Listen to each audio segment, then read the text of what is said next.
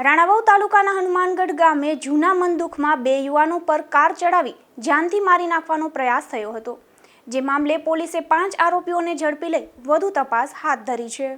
હનુમાનગઢ ગામના કરારસિંહ વિસ્તારમાં રહેતા દીપક ઉર્ફે જયેશભાઈ ગીગાભાઈ ઓડેદરાએ રાણાવાવ પોલીસ મથકમાં ફરિયાદ નોંધાવી હતી કે 1.5 મહિના પહેલા સરકારી પડતર જમીનમાંથી માટી ઉપાડવાના મુદ્દે વિવાદ થયો હતો।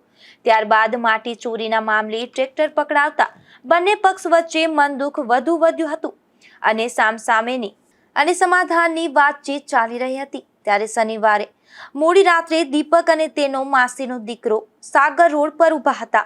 તે દરમિયાન એક કાર પૂર ઝડપે આવી બંનેને ટક્કર મારવાનો પ્રયાસ કર્યો હતો।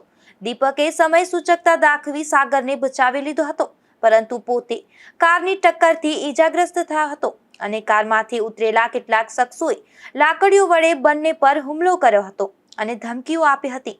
ત્યારે રાણાવાવ પોલીસે કરશન કાનાભાઈ કોડિયારતર, દાના નાથાભાઈ કોડિયારતર, વીરુ વેજાભાઈ કોડિયારતર, જીવા નાથાભાઈ કોડિયારતર, કાના નાથાભાઈ કોડિયારતર અને એક અજાણ્યા શખ્સ સામે હત્યાના પ્રયાસ સહિતના ગુનાઓ નોંધાયા છે અને પોલીસે કરશન સિવાયના 5 આરોપીઓને ઝડપી લઈ અને વધુ પૂછપરછ હાથ ધરી છે।